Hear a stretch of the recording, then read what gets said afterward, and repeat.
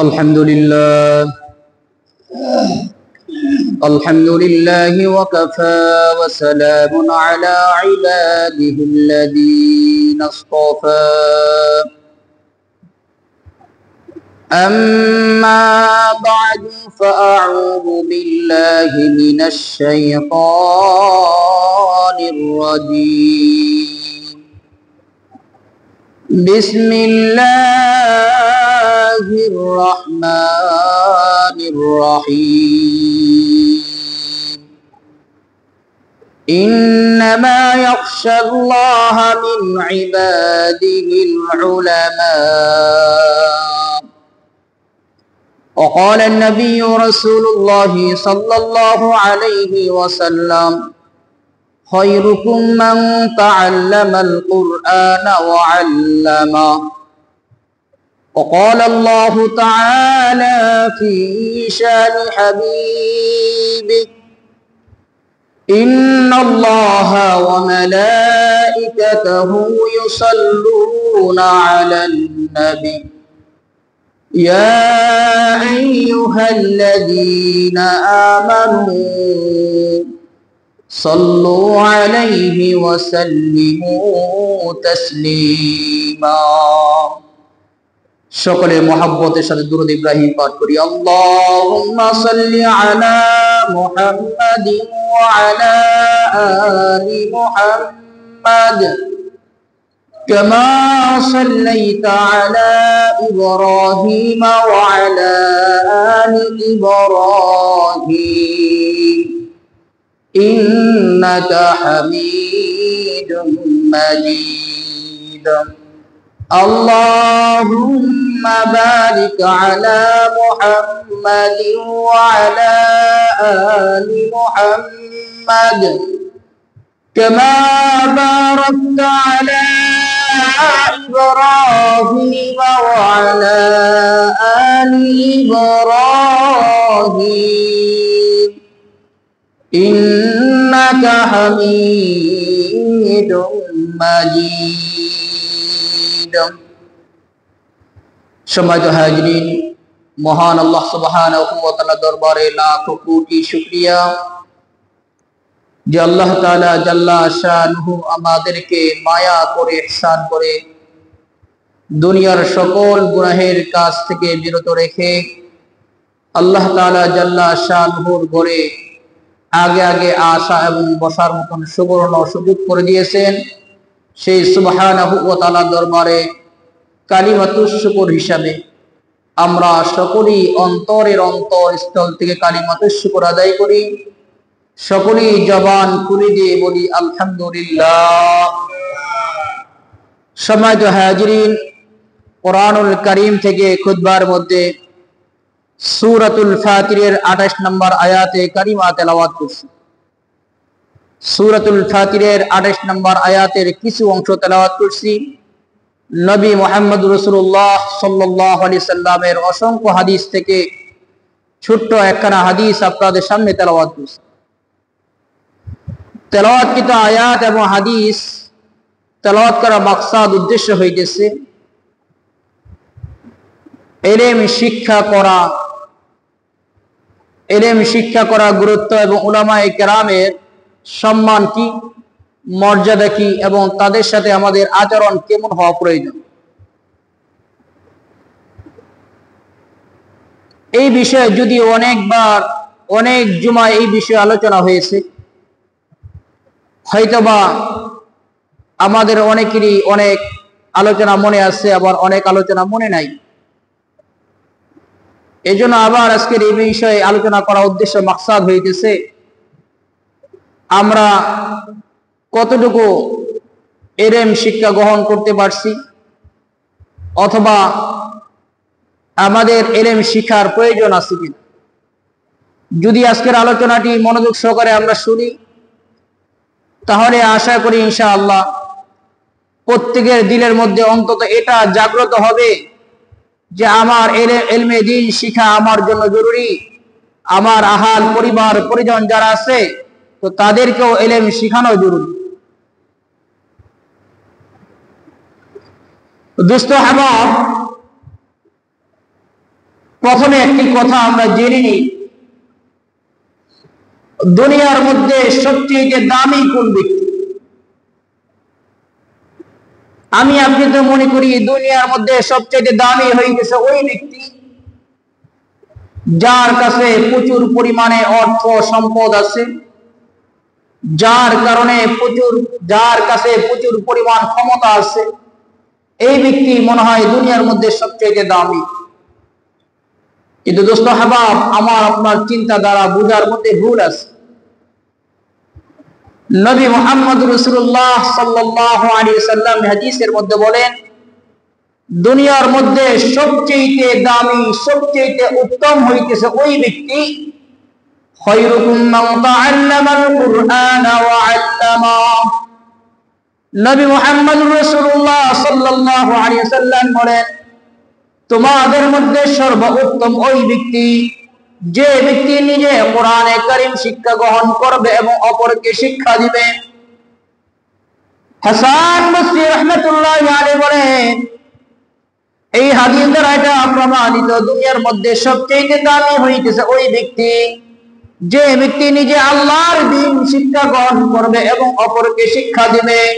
এর চাইতে দুনিয়ার মধ্যে দামি আর কোন ব্যক্তি হতে পারে না। তাহলে যদি এই হাদিসটি বুঝে থাকি যে দুনিয়ার মধ্যে সবচেয়ে দামি ব্যক্তি হইতেছে তারা যারা কোরআন শিক্ষা গ্রহণ করবে এবং অপরকে শিখাইবে, দ্বীন নিজে শিখবে এবং অপরকে শিখাইবে, তাহলে এদের চাইতে দামি আর কোনো ব্যক্তি হতে পারে না। তো আমার আপনারও তো দামি ব্যক্তি হওয়া উচিত। হয় দ্বীন শিখাইব, না হয় দ্বীন শিখবো। আর দ্বীন তো তখনই শিখাইতে পারবো যখন নিজে দ্বীন জানবো। কিন্তু দুনিয়ার মধ্যে আমি আপনি তাদেরকে মূল্যায়ন করি না যারা দ্বীন শিখায়, বা মাদ্রাসার যারা ছাত্র যারা দ্বীন শিখে, এদেরকে আমরা মূল্যায়ন করি না, বা ইজ্জত দিই না, দাম দিই না, কদর দিই না। কিন্তু নবীর ভাষায় এরা দুনিয়ার মধ্যে সবচেয়ে দামি ব্যক্তি। কেমন দামি ব্যক্তি? আরেকটি হাদিস শুনলে আমরা আরো সহজে বুঝতে পারবো। নবী মুহাম্মদ রাসূলুল্লাহ সাল্লাল্লাহু আলাইহি ওয়াসাল্লাম বলেন, যারা ইলমে দ্বীন শিখার জন্য ঘর থেকে বাহির হয়ে যায়, তাদের পায়ের নিচে রহমতের ফেরেশতারা নূরের পাখা বিছায় দেয়। সুবহানাল্লাহ। নূরের ফেরেশতারা তাদের নূরের পাখা তালেবে ইলমের পায়ের নিচে বিছায় দেয়। তাহলে বুঝে নেন যারা দ্বীন শিখার জন্য ঘর থেকে বাইর হয় তাদের দাম মর্যাদা কেমন। আরেক হাদিসের মধ্যে আসছে, গর্তের পিপিলিকা থেকে শুরু করে যত মাখলুকাত আছে, সমুদ্রের মাছ পর্যন্ত তাদের জন্য দোয়া ও মাগফিরাত করতে থাকে। অথচ এই দ্বীন শিখার জন্য আমি আপনি প্রস্তুত না, এই দ্বীন শিখার জন্য আমি আপনি রাজি না, আমি আপনি দ্বীন শিখতে পারি নাই, তো আমাদের বাচ্চাদেরকে এই দ্বীন শেখানোর জন্য আমরা মেহনত করি। আমরা এই দ্বীন শেখানোর জন্য মেহনত করি না, আমরা মেহনত করি কিভাবে সন্তান দুনিয়ার মধ্যে এবং শিক্ষা গ্রহণ করলে সন্তান সফল হবে, ওই শিক্ষায় দেওয়ার চেষ্টা করতেছি। কিন্তু আমি আপনি তো আসলেই ব্যর্থ। যে ব্যক্তি তার সন্তানকে দ্বীন শিখাইতে পারলো না, এই সন্তান দুনিয়াতেও ক্ষতিগ্রস্ত, আখিরাতেও ক্ষতিগ্রস্ত। এই জন্য দোস্ত হাবাব, দ্বীন শিখানো জরুরি। দ্বীন কেন শিখানো জরুরি? হাসান বসরি রাহমাতুল্লাহি আলাইহি বলেন, কোন বান্দা যখন ইন্তেকাল করে, মৃত্যুবরণ করে, সে যদি দুনিয়ার মধ্যে কোনো নেককার সন্তান রেখে যায়, আর ওই সন্তান যদি নামাজের পরে দোয়া করে, রাব্বির হামহুমা কামা রাব্বায়ানি সগীরা। হাসান বসরি রাহমাতুল্লাহি আলাইহি বলেন, সন্তান রব্বে কারীমের নিকট দোয়া করতে দেরি হবে, তো রব্বে কারীম ওই মৃত ব্যক্তির কবরে আযাব মাফ করতে দেরি হবে না। সুবহানাল্লাহ। যেই দিন শিখাইলে আমার সন্তানকে আমার কবরে আযাব পর্যন্ত মাফ হয়ে যাবে, অথচ এই দিন আমি আমি আমাদের সন্তানদেরকে শিখাই দিছি না, আমি আপনি শিখাই দিছি না সন্তানকে। এটি ইমাম গজ্জালী রাহমাতুল্লাহ আলাইহি বলেন, কোন ব্যক্তি যখন ইন্তেকাল করে, মৃত্যুবরণ করে, তাকে কবরে রাখা হয়, ওই মৃত ব্যক্তির যদি কোন সন্তান নেককারে থেকে থাকে, এই সন্তান কবরে পাশে যায় যখন কালামে পাক থেকে সূরা ইয়াসিন তেলাওয়াত করবে, রব্বে কারীম ওই পিতা আমাদের কবর আযাব যে আল্লাহ মাফ করে দিবেন। সুবহানাল্লাহ।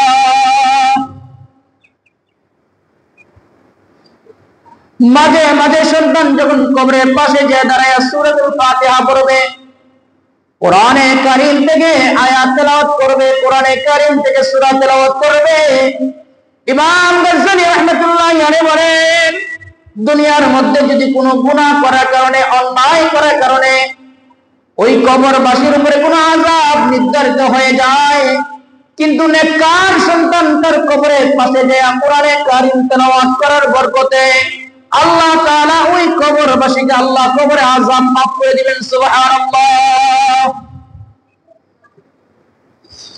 তো আমি যদি আমার সন্তানকে নেককার বানাই, আমি যদি আমার সন্তানকে আল্লাহর কোরআন শিখাই, তাহলে আমি মারা গেলে এই উপকারগুলো পাই। এর বিপরীত আশরাফ আলী থানভী রাহমাতুল্লাহি আলাইহি তার কিতাবের মধ্যে বলেন, কোন ব্যক্তি যদি বদকার সন্তান রেখে মৃত্যুবরণ করে, এই বদকার সন্তান দুনিয়ার মধ্যে যত প্রকার অপকর্ম করবে, গুনাহ করবে, খারাপ কাজ করবে, এই খারাপ কাজের গুনাহ সমপরিমাণ তার পিতামাতার কবরের মধ্যে চলে যাইবে। কেন? আশরাফ আলী থানভী রাহমাতুল্লাহি আলাইহি বলেন, কারণ হইতেছে ওই ব্যক্তি তার সন্তানদেরকে আল্লাহর দ্বীন শিখায় নাই, এজন্য বান্দা বদ আমল করবে, বদ আমলের গুনাহটা তার বাবার কবরে চলে যাইবে। তো আমি যদি আমার সন্তানকে দ্বীন শিখাই, আমি যদি আমার সন্তানকে আল্লাহর কোরআন শিখাই, দুনিয়াতে দামি হব, আখিরাতে দামি হব। তো এটা তো পরকালের কথা বললাম, দুনিয়াতে কি দামি হব? নবী মুহাম্মদুর রাসূলুল্লাহ সাল্লাল্লাহু আলাইহি সাল্লাম ইরশাদ করেন,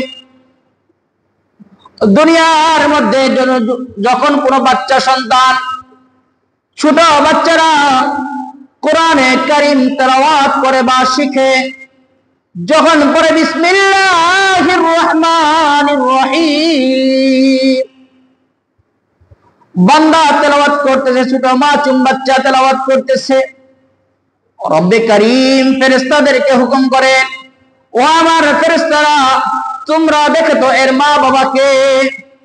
আল্লাহ মা বাবা তো অমুক। ও ফেরেশতারা, যাও যাও যাও, আমার ছোট বাচ্চা, আমার ছোট মাসুম বান্দা কোরআনে কারীম তেলাওয়াত করতেছে, আমার ছোট বাচ্চা মাসুম বান্দার কোরআনে কারীমের তেলাওয়াতের সওয়াবগুলো তার পিতা মাতার আমলনামায় উঠায়া দাও। সুবহানাল্লাহ। আমার বাচ্চা কোরআনে কারীমের তেলাওয়াত করবে, আর আল্লাহ তাআলা সওয়াব আমার আপনার আমলনামায় উঠায়া দিবে। তাহলে দুনিয়াতে এটা ফায়দা। আরেকটা ফায়দা আছে, নবী মুহাম্মদুর রাসূলুল্লাহ সাল্লাল্লাহু আলাইহি সাল্লাম বলেন, সন্তান যদি নেককার হয়, সন্তান যখন নেক আমল করে, এই নেক আমল করার কারণে ওই পিতা মাতার উপরে যে কোনো আযাব থেকে থাকে, মুসিবত থেকে থাকে, আল্লাহ তাআলা এই বালা মুসিবত ওই সন্তানের কারণে দূর করে দেন। সুবহানাল্লাহ।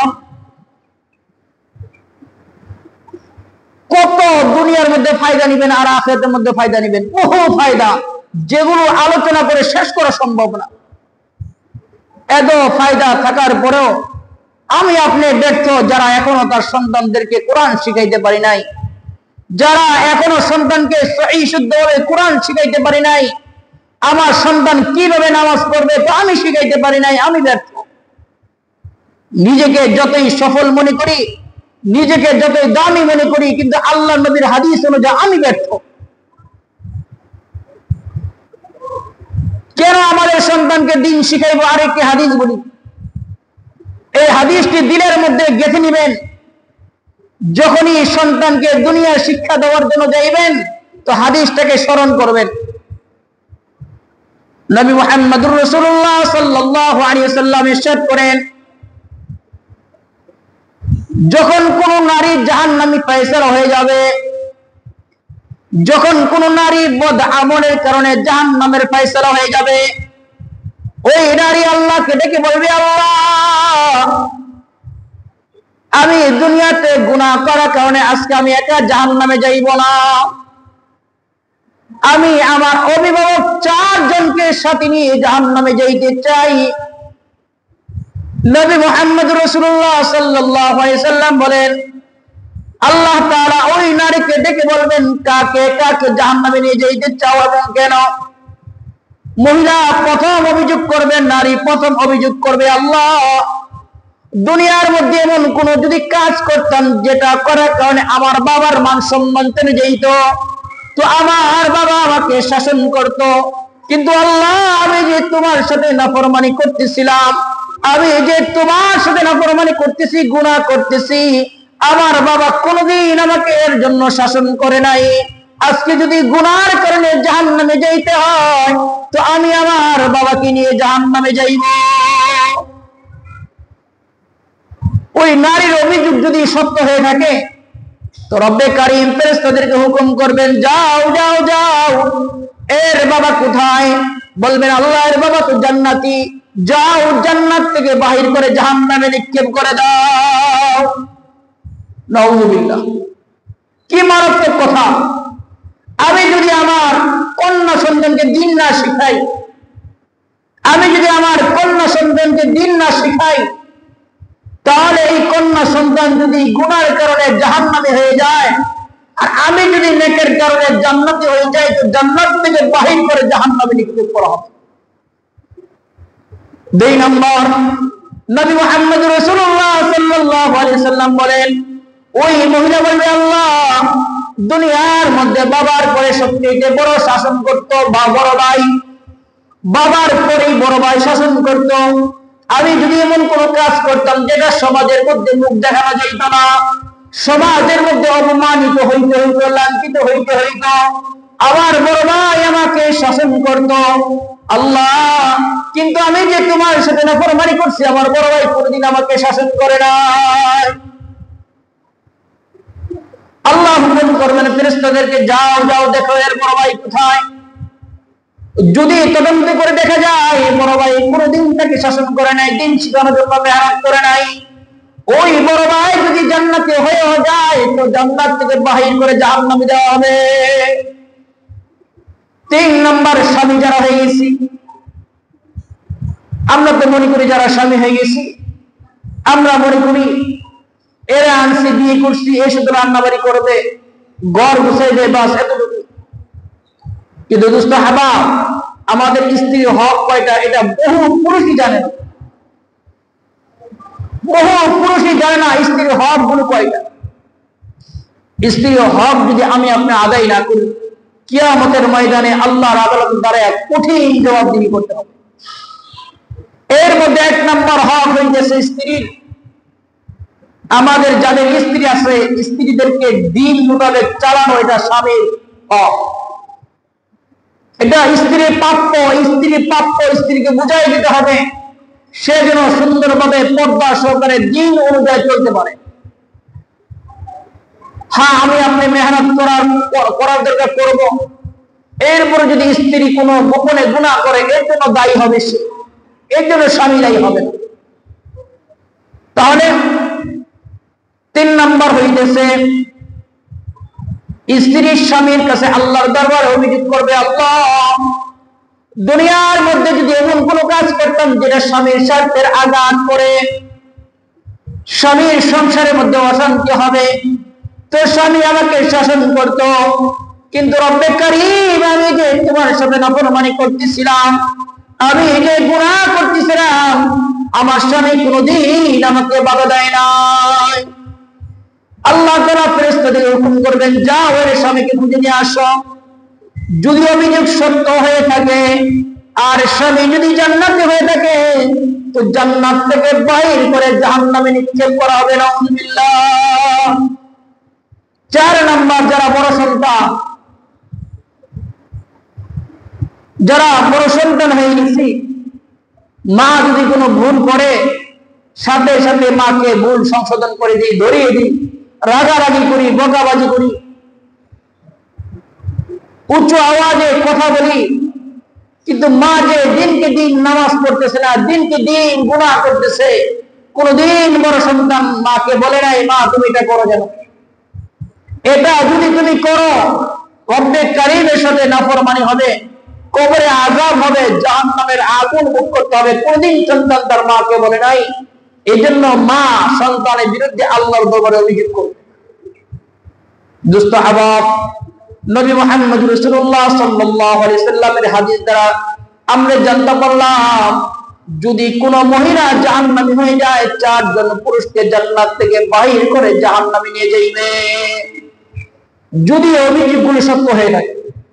আর এই 4 শ্রেণীর ভিতরে আমরা এক শ্রেণীর মধ্যে হলো সবাই আছে, হয় কন্যার বাবা, না হইলে বড় ভাই, না হয় স্বামী, না হয় বড় সন্তান। এই জন্য যারা আমরা হয়ে গেছি সাবধান হয়ে যাই, সতর্ক হয়ে যাই। যদি হাদিসটি বুঝে থাকি তাহলে আমাদের অন্তত এটা ভুল হয়ে গেছে, আমার আপনার সন্তানকে কেন দিন শিখাইতে হবে। সহজ উত্তর, সন্তানদেরকে যদি দুনিয়ার মধ্যে দামি বানাইতে চাই, আখিরাতে দামি বানাইতে চাই, তাহলে আল্লাহর দিন শিখাইতে হবে। এটা হলো দিন শিখার গুরুত্ব আলোচনা করলাম। এবার আসুন, যারা এই দিন শিক্ষা দেয় উলামায়ে কেরাম, এদের শান মানও আমাদের জানা দরকার। কেননা বর্তমান যুগে উলামায়ে কেরামের শান মান জানা না থাকার কারণে বহু মুসলমান উলামায়ে কেরামের সাথে বেয়াদবি করে, এমন পর্যায়ে বেয়াদবি চলে যায় যেই বেয়াদবি করার কারণে ঈমান হারাবত হয়ে যায়। কোরআনে হাকিমের মধ্যে আল্লাহ তাআলা উলামায়ে কেরামের শান মান সম্পর্কে আলোচনা করতে গিয়ে বলেন, সূরাতুল ফাতিরের 28 নম্বর আয়াতের একটি অংশ, আউযু বিল্লাহি মিনাশ শাইতানির রাজীম, বিসমিল্লাহির রাহমানির রহিম, ইন্নামা ইয়াখশাল্লাহা মিন ইবাদিহিল উলামা। কোরআনে হাকিমের মধ্যে আল্লাহ বলেন, ইন্নামা ইয়াখশাল্লাহা মিন ইবাদিহিল উলামা, অবশ্যই দুনিয়ার মধ্যে সবচেয়ে বেশি আল্লাহকে ভয় করে উলামায়ে কেরাম। যারা কোরআনের ইলমের অর্জনকারী, যারা আল্লাহর দ্বীনের জ্ঞান অর্জনকারী, তারা সবচেয়ে বেশি আল্লাহকে ভয় করে। আর আল্লাহকে ভয় করলে কি লাভ হবে? কোরআনে কারীমের অন্য জায়গায় আল্লাহ বলেন, যারা দুনিয়ার মধ্যে সবচেয়ে বেশি আল্লাহকে ভয় করবে, সবচেয়ে বড় আল্লাহওয়ালা তারা, সবচেয়ে বেশি প্রিয় বন্ধু তারা, যারা আল্লাহকে যত বেশি ভয় করবে। তো আমি আপনাদেরকে মনে করতে পারি যে না, আলেমদের চাইতে মনে হয় আমি আল্লাহকে বেশি ভয় করি। দোস্ত আহবাব, এটা কোশ্চেন কালো সম্ভব না। উলামায়ে কেরাম সবচেয়ে বেশি আল্লাহকে ভয় করে। কেন? কারণ তার সিনার মধ্যে আল্লাহর ইলম আছে। হ্যাঁ, সব আলেমরাই যে আল্লাহকে ভয় করে বিষয়টা আবার এমনও না। কিছু আলেম আছে যাদেরকে আল্লাহ তাআলা ইলম দান করছিলেন, রহমত দান করছিলেন, কিন্তু ইলমের কদর সে করতে পারে নাই, সিনার মধ্যে ইলম রাখতে পারে নাই, ইলম শেখার পরে নষ্ট হয়ে গেছে, তার কথা ভিন্ন। আলেম তাকে বলা হয় যে ব্যক্তি আল্লাহর দ্বীনের ইলম অর্জন করেছে এবং সেই অনুযায়ী আমল করছে, তাকে বলা হয় আলেম। আর এই আলেমের শান মান সম্পর্কে আল্লাহ তাআলা কোরআনে হাকিমের মধ্যে বলছেন, তারাই সবচেয়ে বেশি আল্লাহকে ভয় করে। এবার আসুন, উলামায়ে কেরামকে কেন সম্মান করতে হবে, কেন ভালোবাসতে হবে? নবী মুহাম্মদ রাসূলুল্লাহ সাল্লাল্লাহু আলাইহি সাল্লাম হাদিসের মধ্যে বলেছেন, সবাইকে আল্লাহ ইলম দান করে না। দুনিয়ার সবাই যদি হাফেজ হইতো, দুনিয়ার সবাই যদি কোরআনের আলেম হইতো, তো দুনিয়ার সবাই তো জান্নাতি হয়ে যেত। দুনিয়ার সবাইকে আল্লাহ কোরআনে ইলম দান করে না। আল্লাহ কোরআনে ইলম তাদেরকে দান করে যাদেরকে আল্লাহ তাআলা অতি মহব্বত করেন, অতি পছন্দ করেন। সুবহানাল্লাহ। দামি জিনিস সবাইকে আল্লাহ দিবে না। যাকে আল্লাহ সবচেয়ে বেশি ভালোবাসে তাকে আল্লাহ দিবে। আর যাকে ইলম আল্লাহ তাআলা দিয়েছে তাকে যদি আমি আপনি মহব্বত করি কি হবে? হাদিসের মধ্যে আসছে কোন হক্কানি আলেমকে মহব্বত করা মানে হচ্ছে নবী মুহাম্মদ রাসূলুল্লাহ সাল্লাল্লাহু আলাইহি সাল্লামকে মহব্বত করা। কেউ যদি কোন হক্কানি আলেমের সাথে দেখা করতে যায়, সে যেন নবী মুহাম্মদ রাসূলুল্লাহ সাল্লাল্লাহু আলাইহি সাল্লামের সাথে দেখা করতে গেল। কেউ যদি হক্কানি আলেমের সাথে মুসাফা করে, সে যেন নবী মুহাম্মদ রাসূলুল্লাহ সাল্লাল্লাহু আলাইহি সাল্লামের সাথে মুসাফা করলো। কেউ যদি হক্কানি আলেমের সাথে বিদ্বেষ পোষণ করে, সে আলেমের সাথে না, সে নবী মুহাম্মদ রাসূলুল্লাহ সাল্লাল্লাহু আলাইহি সাল্লামের সাথে বিদ্বেষ পোষণ করলো। নাউযুবিল্লাহ। যদিও কথাটা অনেকে আমাদের সহজ ভাবে বুঝে আসবে না, আরো সহজ করে দিই।